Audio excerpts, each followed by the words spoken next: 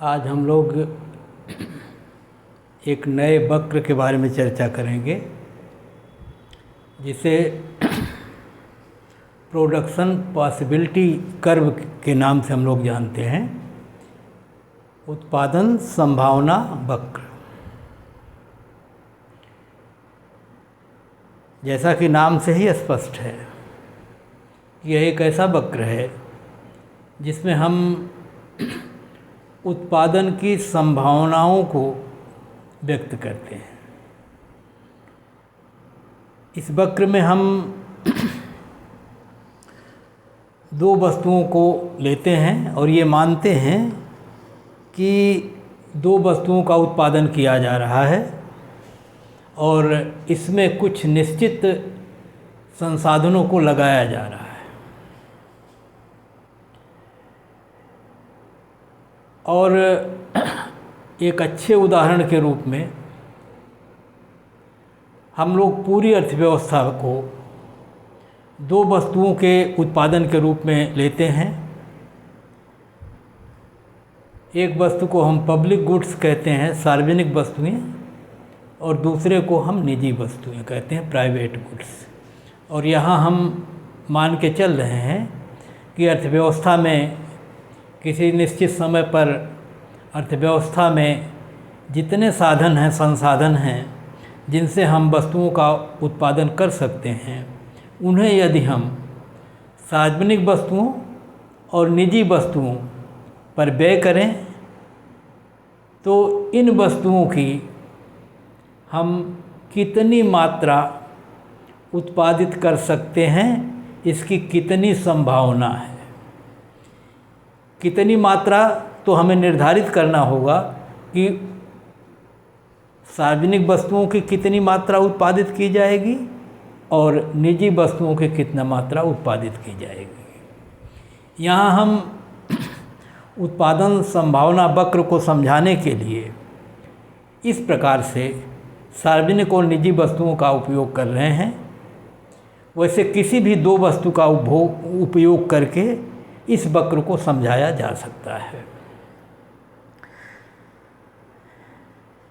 अब हम बता सकते हैं कि कितना उत्पादन किया जा सकता है। इसका मतलब हुआ कि अधिक से अधिक कितना उत्पादन प्राप्त किया जा सकता है। और जब हम अधिक से अधिक उत्पादन की बात करते हैं तो निश्चित है कि जिन संसाधनों को लगाया जाएगा वे सारे जितने भी हमारे पास संसाधन हैं उनका पूर्ण उपयोग होगा, अर्थात उत्पादन के सभी साधन पूर्ण रोजगार की स्थिति में हों। दूसरे, सभी साधन अपनी पूर्ण कुशलता से उत्पादन करें, अर्थात अधिकतम जितना उत्पादन वो कर सकते हैं उतना उत्पादन करें और उत्पादन के सभी साधन रोजगार में लगे हुए हों। कोई बेरोजगार न हो, कोई साधन ऐसा न हो जिसका उपयोग या हम न कर रहे हैं उत्पादन प्रक्रिया में, और जितने भी साधन उपयोग किए जा रहे हैं वे अपनी अधिकतम क्षमता या इफ़िशियंसी से काम कर रहे हों। तब हम उस अधिकतम उत्पादन की स्थिति को बता सकते हैं। और जब हम कह रहे हैं कि ये अधिकतम उत्पादन है तो जाहिर है कि इससे ज़्यादा उत्पादन संसाधनों की इतनी मात्रा से अब संभव नहीं है।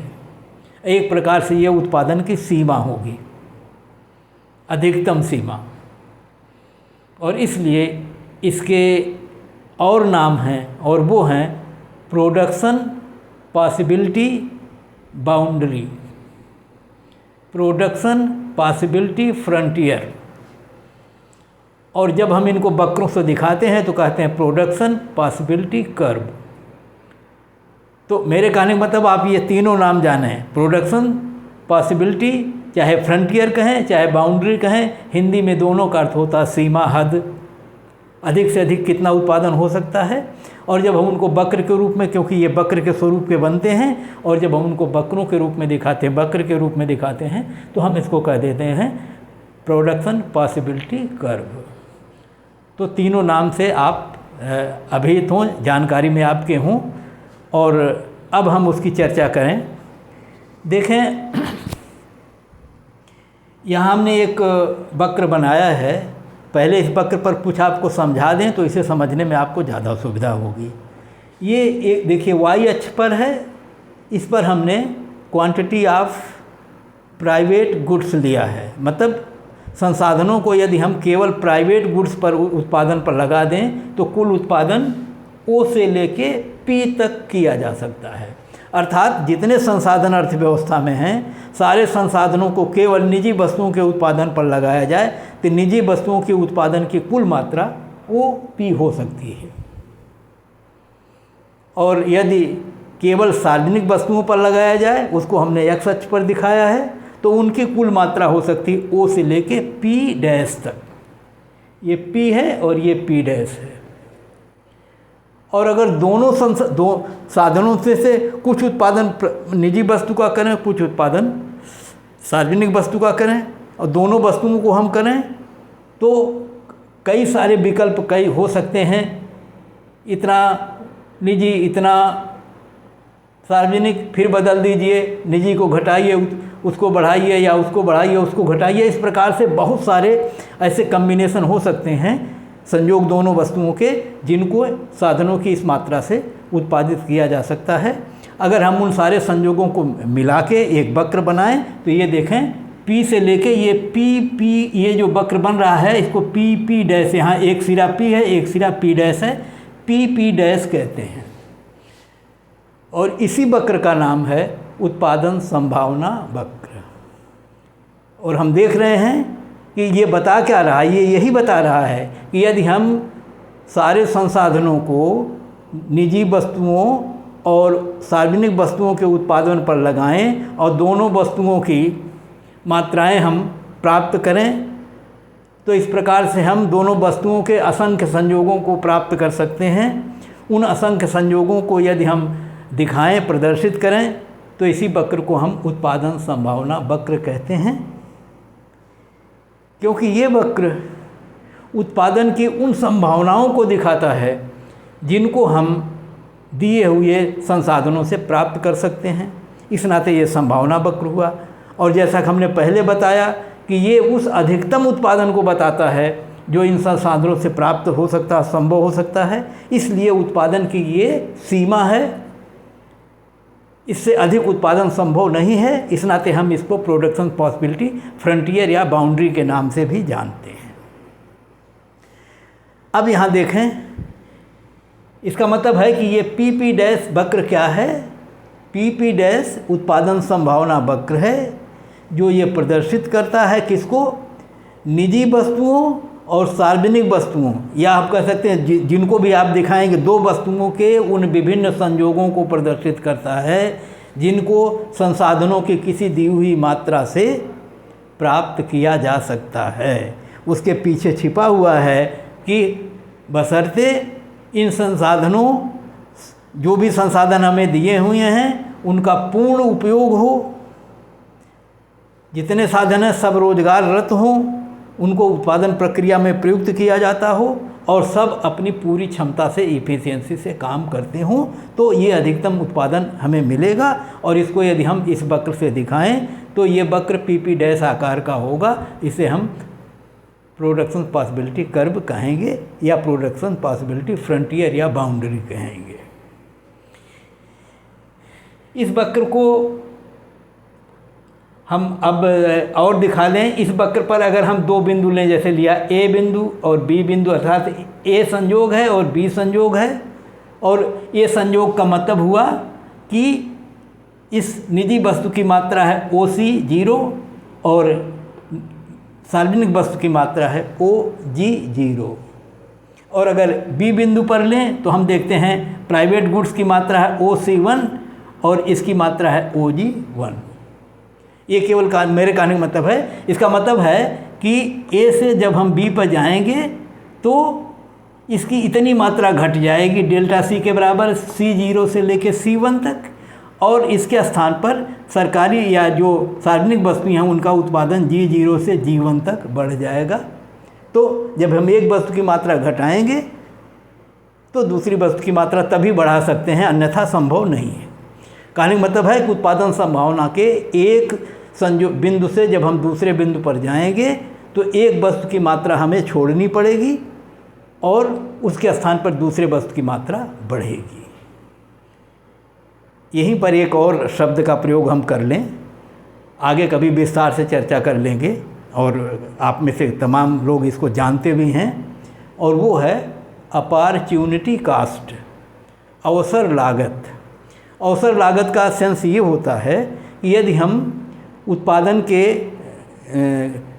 या किसी भी संयोग से या किसी भी साधन से, किसी भी संसाधन से दो वस्तुओं का उत्पादन कर सकते हों, ऐसी स्थिति में अगर हम एक निश्चित संयोग का उत्पादन कर रहे हैं, दोनों वस्तुओं की कुछ कुछ मात्राओं का, अगर हम किसी एक वस्तु की मात्रा बढ़ाना चाहें तो दूसरे मात्रा घटाना पड़ेगा। इसका मतलब है कि दूसरे वस्तु की बिना मात्रा घटाए आप पहली वाली वस्तु का उत्पादन बढ़ा नहीं सकते। इसका मतलब हुआ कि इसकी अगर मात्रा आप बढ़ाते हैं तो उसकी उतनी मात्रा को आपको त्याग करना पड़ेगा, छोड़ना पड़ेगा। तो जब हम किसी वस्तु की मात्रा छोड़ेंगे तो ये त्याग हुआ न, और इसी को कहते हैं कि इसको प्राप्त करने की ये इतनी लागत है, आपको छोड़नी पड़ेगी, इतना छोड़ना पड़ेगा। तो कहा जाता है, जैसे हम यहाँ अगर कह सकते थे कि अगर हम G0 और G1 सार्वजनिक वस्तुओं की मात्रा चाहते हैं तो हमको उसके बदले एक त्याग करना पड़ेगा कि निजी वस्तुओं की C0 C1 मात्रा छोड़ना पड़ेगा। और इस प्रकार से कहा जा सकता है G0 G1 की अपॉर्चुनिटी कॉस्ट, छोड़ने की लागत, अवसर लागत C0 C1 है। तो इसका मतलब ये हुआ कि जब हम एक बिंदु से दूसरे बिंदु पर जाएंगे तो जिस वस्तु की मात्रा बढ़ेगी उसके बदले हमको किसी दूसरे वस्तु की कुछ मात्रा का त्याग करना पड़ेगा। जितना हम त्याग करेंगे इसी को हम कहते हैं कि ये इसके पाने की अवसर लागत है। तो जितना पाने के लिए जो खोएंगे वही खोने वाले को हम कहते हैं वो उसकी अवसर लागत है। इसका मतलब ये है कि ये आपको मिला है अवसर तो आपको ये खोना पड़ेगा, तो मिलने के अवसर की लागत है वो, ठीक है। तो इस टर्म का भी बीच बीच में कहीं प्रयोग होगा।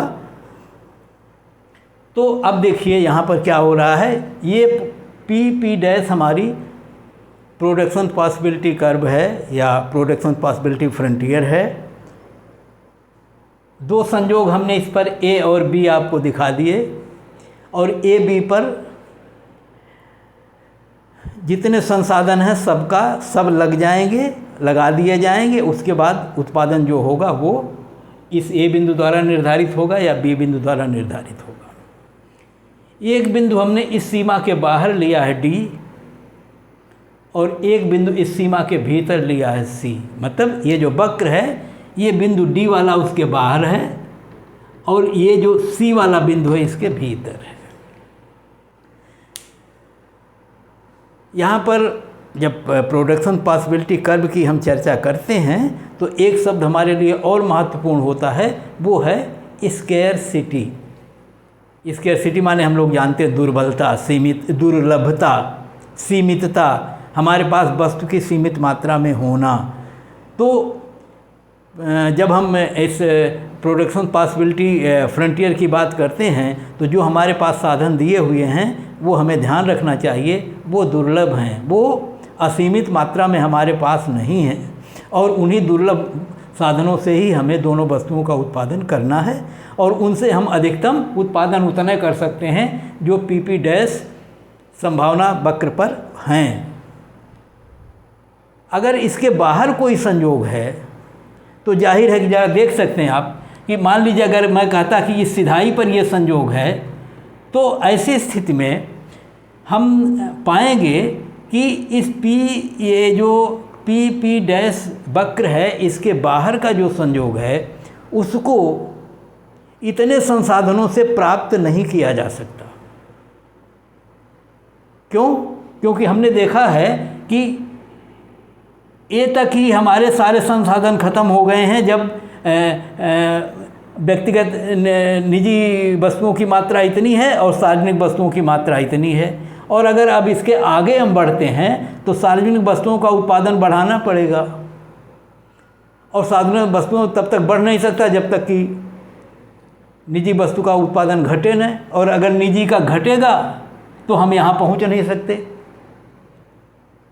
अगर ये निश्चित रहता और हम अगर इसको स्थिर रखें तो हमको यहाँ पहुँचने के लिए हमारे पास, जब हम OC0 उत्पादन निजी वस्तु का कर लेते हैं तो हमारे पास केवल इतना ही साधन और बचता है जिससे हम OG0 का उत्पादन करें, और यहाँ पहुँचने के लिए इससे ज़्यादा उत्पादन हमको करना है तो ये उत्पादन संभव नहीं है।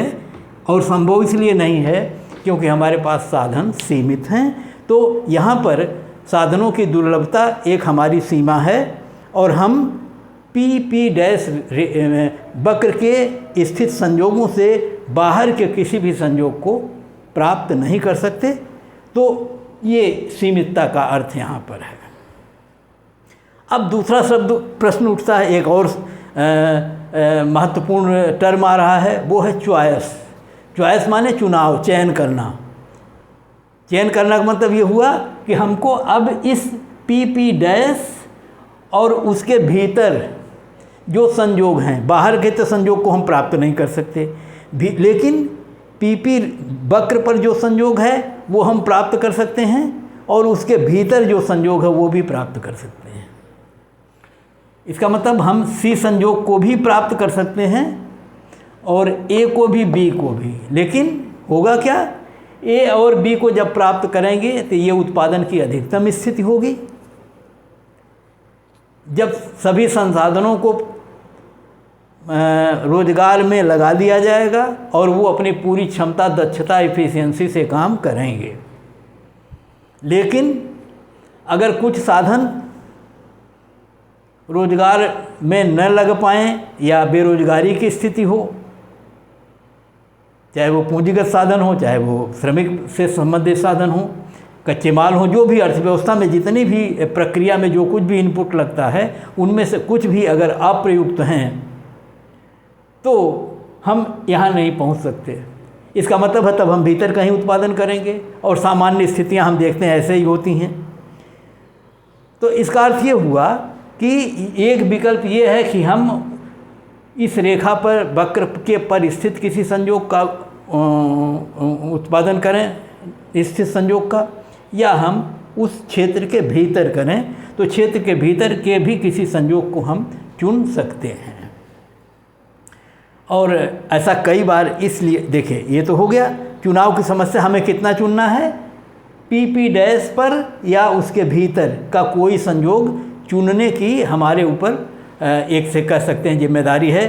सरकार को ये तय करना है, जनता को तय करना है कि उत्पादन निजी वस्तु का कितना हो और सार्वजनिक वस्तु का कितना हो, और वो संयोग वर्णन करने की आवश्यकता है। और वो इन संसाधनों को देखते हुए, देश की परिस्थिति को देखते हुए कितना उत्पादन किया जाए, ये चुनना है, तय करना है। तो एक ये चुनाव की समस्या है। और इस चुनाव की समस्या में एक और चीज़ है, देखिए अगर भीतर का कोई संयोग चुनता है तो इसका मतलब है, दो मतलब है कि या तो कुछ साधन बेरोजगार हैं, क्योंकि पूर्ण रोजगार मिलेगा तो उत्पादन का स्तर इस PP डैश रेखा पर होगा। PP डैश के नीचे तभी हो सकता है जब कुछ साधन बेरोजगार हों, अथवा साधन तो काम पे सब लगे हुए दिखते हों या लगे हुए हों, लेकिन कुछ साधन अपनी पूर्ण क्षमता से काम करते हों, कुछ साधन इनएफिशिएंट हों, अकुशल हों, जितना उत्पादन कर सकते हैं उतना न करते हों, तो उत्पादन कम हो जाएगा अधिकतम से।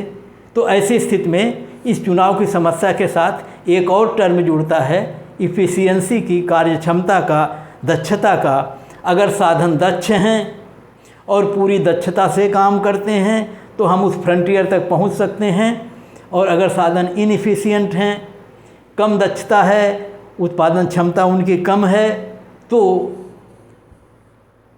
इस फ्रंटियर के नीचे क्षेत्र में भीतर कहीं किसी बिंदु पर उत्पादन होगा। तो ऐसा तब होगा जब कुछ साधन अर्थव्यवस्था में बेकार होंगे या कुछ साधन पूरी क्षमता से काम न करते होंगे। और जब ऐसी स्थिति होगी तो देखिए विकल्प क्या है आपके पास, कि अगर साधन बेरोजगार हैं और हम साधनों को रोजगार पर लगा दें तो हम अपने उत्पादन को बढ़ा सकते हैं। चाहे तो निजी क्षेत्र के वस्तुओं के उत्पादन को बढ़ा दें, चाहे सार्वजनिक क्षेत्र के वस्तुओं के उत्पादन को बढ़ा दें, चाहे दोनों उत्पादन को बढ़ा दें। ये संभावना हमारे भीतर अब रहेगी अगर हम इस क्षेत्र के भीतर कहीं उत्पादन करते हों। और इसी तरह उस स्थिति में भी हम उत्पादन में परिवर्तन करने की स्थिति में हो सकते हैं जब सभी साधन पूरी क्षमता से काम न करते हों, कुछ साधन इनएफिशिएंट हों, कार्य क्षमता उनकी कम हो और उनकी कार्य क्षमता को बढ़ा के हम उत्पादन को बढ़ा सकते हैं। तो इस भीतर के क्षेत्र में अगर कहीं उत्पादन हो रहा है तो ऐसा संभव है। लेकिन अगर PP डैश रेखा पर या वक्र पर कोई संयोग है जिस पर उत्पादन हो रहा है तो उस उत्पादन को हम बढ़ा घटा नहीं सकते। केवल तभी उसमें परिवर्तन कर सकते हैं, किसी उत्पादन की मात्रा, एक वस्तु के उत्पादन की मात्रा को तभी बढ़ा सकते हैं जब दूसरे वस्तु के उत्पादन की मात्रा घटाएं। अर्थात अपॉर्चुनिटी कास्ट के बिना संभव नहीं है, मतलब आपको कुछ कास्ट सहनी पड़ेगी, अर्थात दूसरे वस्तु की कुछ मात्रा का त्याग करना पड़ेगा, तभी आप उत्पादन संभावना वक्र के एक संयोग से दूसरे संयोग पर जा सकते हैं, अन्यथा नहीं जा सकते। अर्थात वहाँ बिना एक वस्तु का उत्पादन घटाए दूसरी वस्तु का उत्पादन बढ़ाना संभव नहीं है। लेकिन अगर हम इसके भीतर हैं तो ऐसा संभव है, दोनों वस्तुओं का उत्पादन बढ़ाया जा सकता है और किसी एक वस्तु का उत्पादन भी बढ़ाया जा सकता है अगर हम इस वक्र के भीतर हैं तो ये 3 टर्म आए। एक तो आया कि दुर्लभता है साधनों की, दूसरा आया कि हमें चॉइस करना है, और तीसरा आया कि क्या उत्पादन को घटाना बढ़ाना संभव है।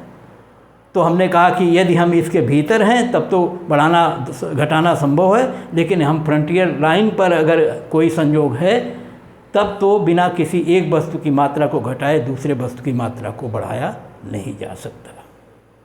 और इस रूप में अब हम इस वक्र के बारे में इतना जान पाए हैं कि अगर हम इस PP डैश वक्र के किसी एक संयोग से दूसरे संयोग पर जाना चाहें तो हमें निश्चित तौर पर एक वस्तु की मात्रा को त्यागना पड़ेगा अगर हम दूसरे वस्तु की मात्रा प्राप्त करना चाहते हैं। एक प्रश्न फिर उठता है कि फिर कितना त्याग करना पड़ेगा।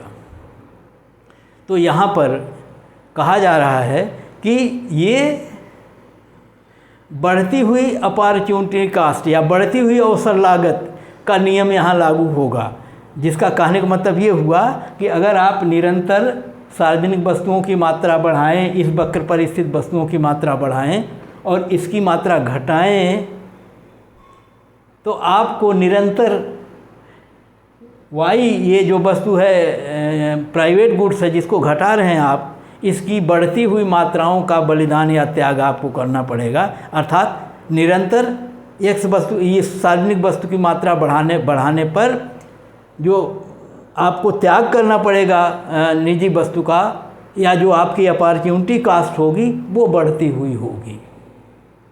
और अगर ऐसा हो तो ये वक्र का स्वरूप जैसे जैसे हम बाएं से दाईं ओर जाएंगे वैसे वैसे भी इसकी ढाल स्टीपर होती जाएगी, खड़ी होती जाएगी।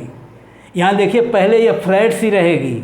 इसका मतलब है कि प्रारंभिक स्थितियों में जब हम निजी वस्तुओं की मात्रा घटा के X वस्तु की या सार्वजनिक वस्तुओं की मात्रा बढ़ाएंगे तो हमें कम त्याग करना पड़ेगा सार्वजनिक निजी वस्तुओं के रूप में। लेकिन अगर हम निरंतर इसकी बढ़ाने का प्रयास करें, उसको घटाने का प्रयास करें तो बाद वाली स्थितियों में हमें ज़्यादा त्याग करना पड़ेगा। और जब Y की मात्रा ज़्यादा छोड़ना पड़ेगा तो वक्र का स्वरूप जो है अधिक ढालू हो जाएगा, अधिक स्टीपर हो जाएगा, अधिक तीव्र या खड़ा हो जाएगा।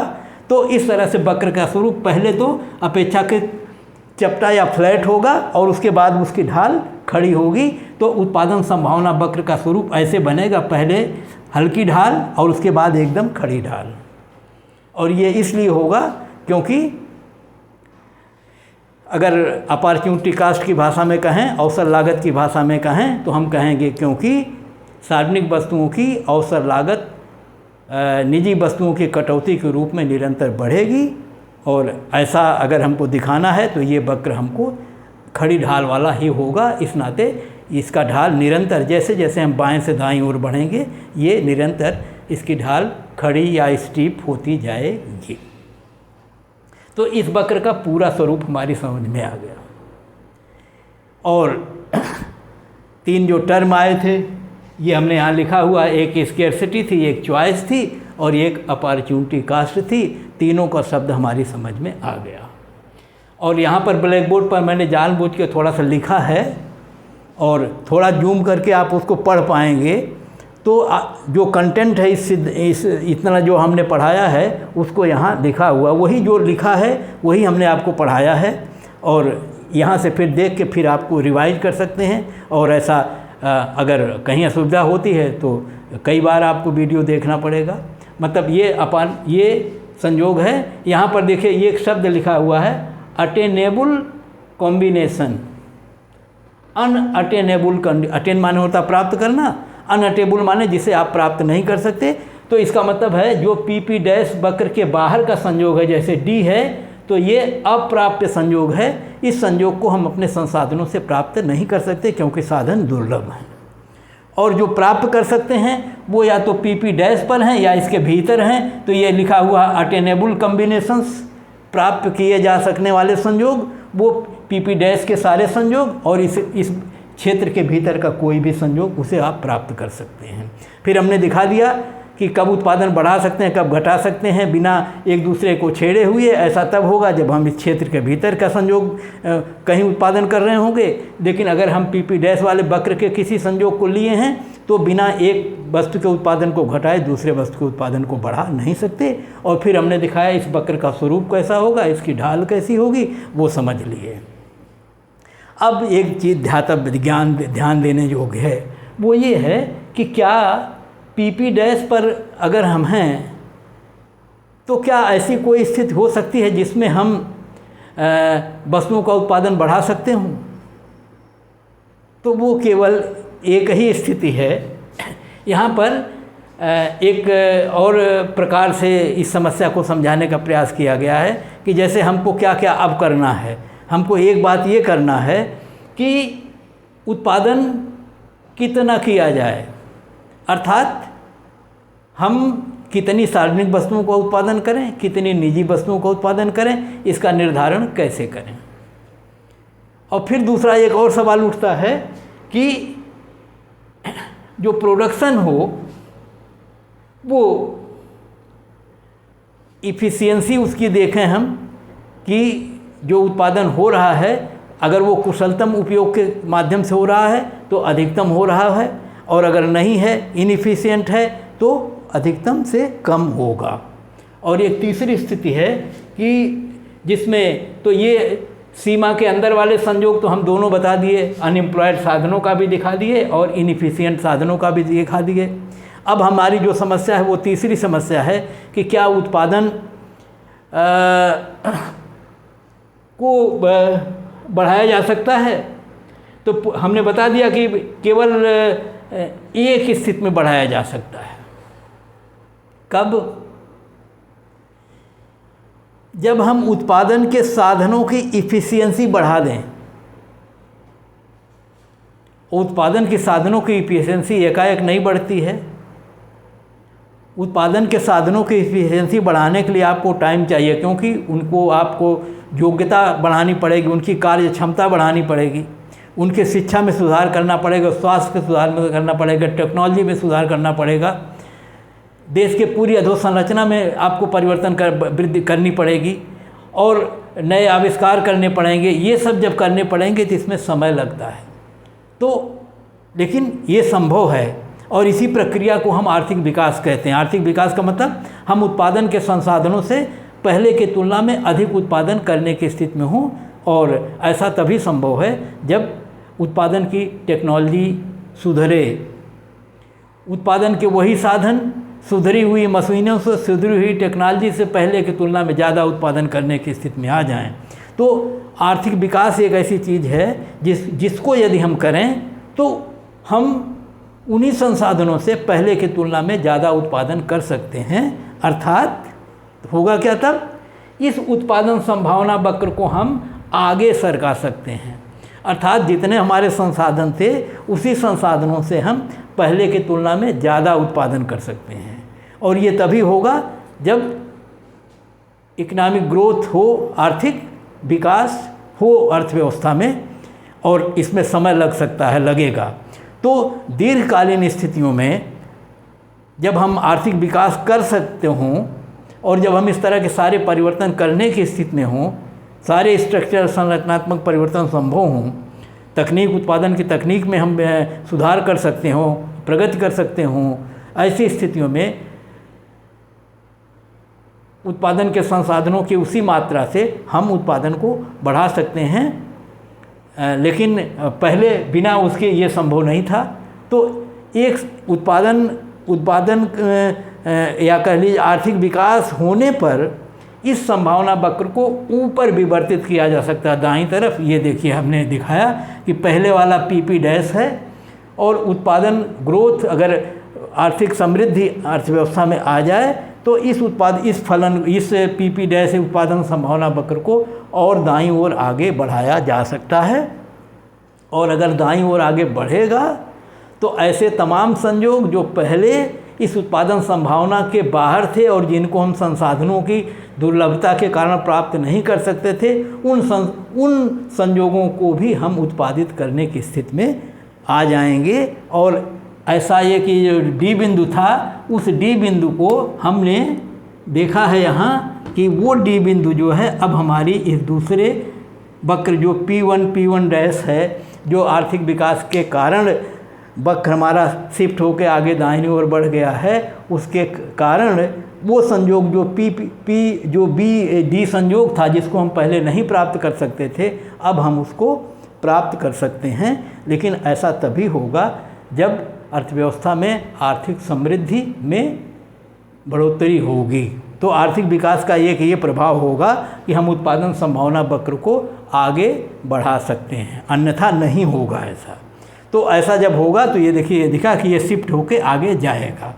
और तो इसका मतलब ये जो वक्र है आर्थिक विकास होने के पूर्व का वक्र है। लिखा हुआ PPB प्रोडक्शन पॉसिबिलिटी बाउंड्री जो है ये बिफोर ग्रोथ है और ये आफ्टर ग्रोथ है यहाँ। और इसके बढ़ने का ये असर हुआ कि हम पहले की तुलना में ज़्यादा उत्पादन कर सकते हैं। तो इस प्रकार से अब एक चीज़ और बता दें आपको, इसी वक्र का एक और नाम है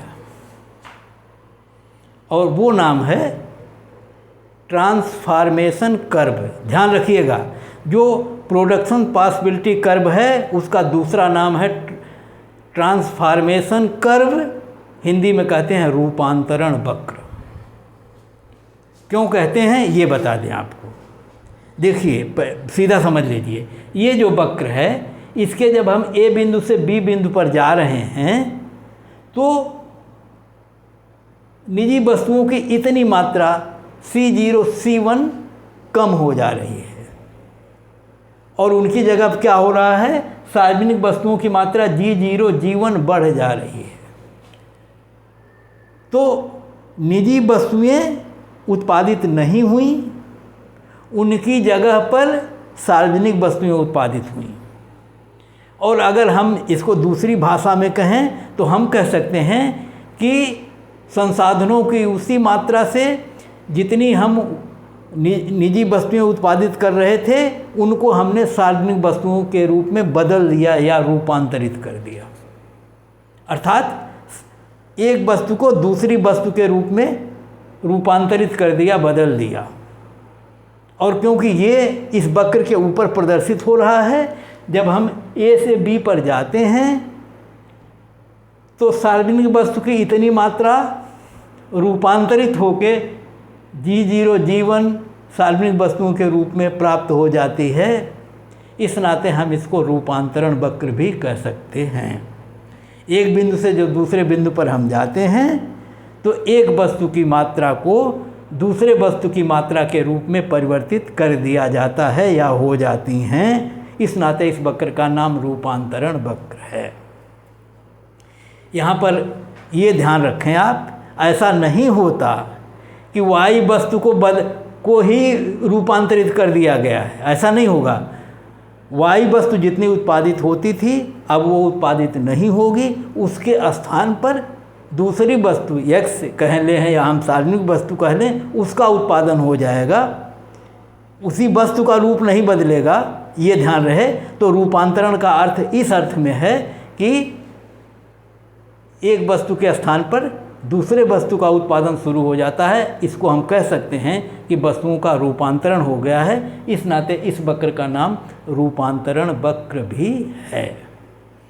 अब देखिए अंग्रेजी में 3 नाम, production, possibility, frontier. Production, possibility, boundary. तो फ्रंटियर और बाउंड्री इसलिए कहा जाता है क्योंकि उत्पादन की ये सीमा है, इसके ज़्यादा उत्पादन हम नहीं कर सकते। और वक्र इसलिए कहा जाता है क्योंकि ये वक्र के रूप में है। और अब एक और चौथा नाम उसका जुड़ गया, ट्रांसफॉर्मेशन कर्व, रूपांतरण वक्र। तो ये वक्र हम जानें। इन वक्रों पर सीधे सवाल भी आपसे पूछे जा सकते हैं कि प्रोडक्शन पॉसिबिलिटी कर्व होता क्या है, इसकी ढाल कैसी होती है, क्या दिखाता है, कब इसमें परिवर्तन संभव है, कब नहीं संभव है। तो ये सवाल अलग से भी आ सकता है। अन्यथा कई प्रश्नों के उत्तर में हम इन वक्रों का उपयोग करते हैं, इसलिए इसकी भी हमको ज़रूरत पड़ती है। ऐसा नहीं है कि आपके किसी एक पेपर में इसकी ज़रूरत पड़ेगी, ये पूरे अर्थशास्त्र में कहीं भी प्रयुक्त हो सकता है, जहाँ इस प्रकार से वस्तुओं के उत्पादन की संभावनाओं को हम देखेंगे और उन संभावनाओं के आधार पर कोई भी निष्कर्ष निकालने का प्रयास करेंगे। वहाँ पर ये रूपांतरण वक्र या प्रोडक्शन पॉसिबिलिटी कर्व हमको बनाने पड़ते हैं। हमको उनके बनाने का सही तरीका तब पता होगा जब हम जानेंगे कि इनकी ढाल कैसी होती है। हमने कहा पहले यह फ्लैट होती है और बाद में एकदम स्टीप हो जाती है, और जब आप बनाएंगे तो ऐसे जब बनाएंगे तो सही बनेगा और दूसरे तरह से बना देंगे तो गलत हो जाएगा। तो इस वक्र की सारी चीज़ें आपको पता होनी चाहिए। तो जितनी भी इससे संबंधित आवश्यक चीज़ें थी वो हमने संक्षेप में आपको कर दिया है, और ये सब संक्षेप में ब्लैक बोर्ड पर लिखा हुआ है। इनको जब आप देखेंगे तो पूरा लेक्चर आपकी समझ में एकदम रिवाइज हो जाएगा। और इस नाते हमने जानबूझ के इस पर लिखा हुआ है कि क्योंकि जब हम बोल बोल के